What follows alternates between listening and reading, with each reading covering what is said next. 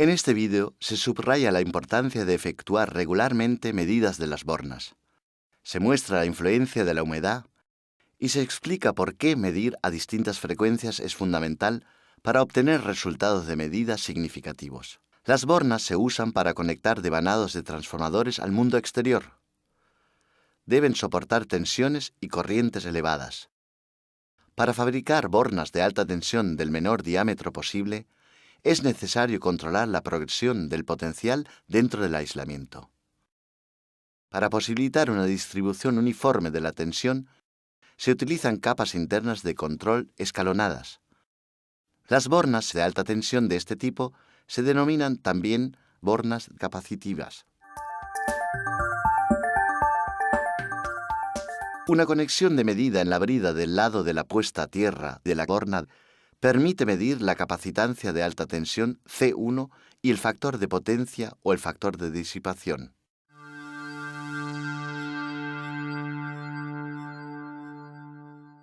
Este es el aspecto que tienen habitualmente las tomas de medida de las bornas de alta tensión. Es importante no solo medir regularmente el factor de disipación o el factor de potencia de una borna, sino también sus valores de capacitancia. El gráfico muestra la progresión a lo largo de 15 años. Entre 1981 y 1983, el factor de disipación aumentó considerablemente, y entre 1987 y 1989 volvió a disminuir. La curva de los valores de capacitancia revela el motivo. La aguda pendiente, casi del 25% entre 1985 y 1987, indica que se han cortocircuitado aislamientos parciales entre capas capacitivas. La explosión de una borna de alta tensión puede hacer que un transformador entero quede inservible. Por tanto, las pruebas de las bornas debieran repetirse cada 4 años aproximadamente, cambiándose estas si se sobrepasan los límites permitidos para el factor de potencia o disipación y para el aumento de capacitancia. La humedad influye mucho en el factor de disipación o potencia. Esta borna impregnada de resina de 220 kilovoltios se ha guardado al aire libre sin medidas de protección. La parte activa no permaneció sellada en aceite, como sería el caso en el interior de un transformador. Inmediatamente después de extraerlo del transformador, se ha registrado esta curva. 3 meses después, se efectuó otra medida. Ahora el mínimo resulta visible y el nivel es más alto en general. Medio año después de la extracción, el mínimo se ha desplazado más hacia la derecha. Este valor corresponde a 50 Hz, a un factor de disipación en torno al 0,65%.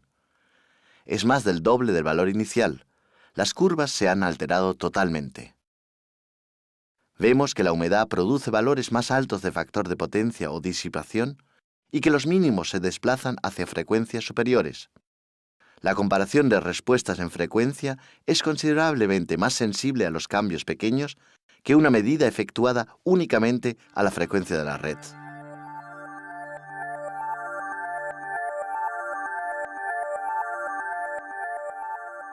Esta medida de un interruptor de potencia de aceite se ha registrado en Estados Unidos.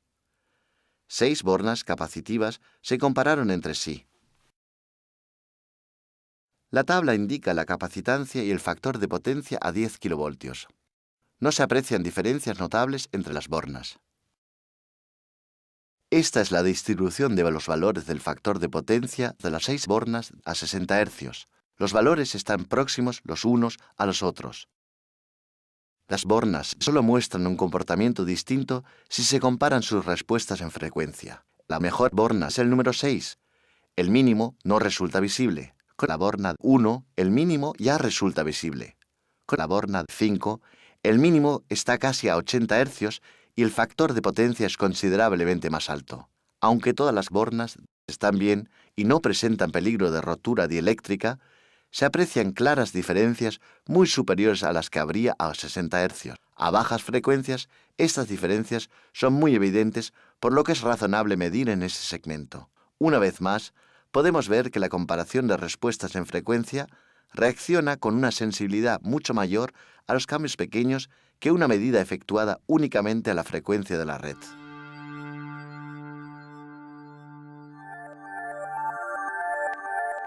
Vemos ahora un ejemplo en el que las frecuencias altas posibilitan un mejor diagnóstico.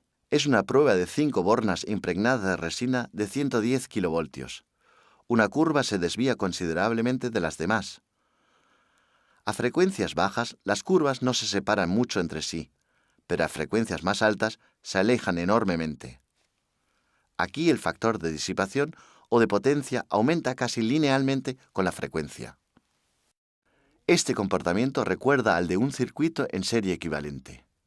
Ello indica que o bien la toma de medida o bien la capa de alta tensión están conectadas defectuosamente. Una segunda prueba a 2, 4, 8, 10 y 12 kilovoltios confirma este resultado. El factor de disipación o de potencia de la borna 2 voltios se hace menor con tensiones altas, ya que la resistencia óhmica de un mal contacto disminuye con tensiones más altas. Esta es una situación muy peligrosa, ya que puede acumularse localmente una gran cantidad de calor, provocando la introducción de descargas disruptivas.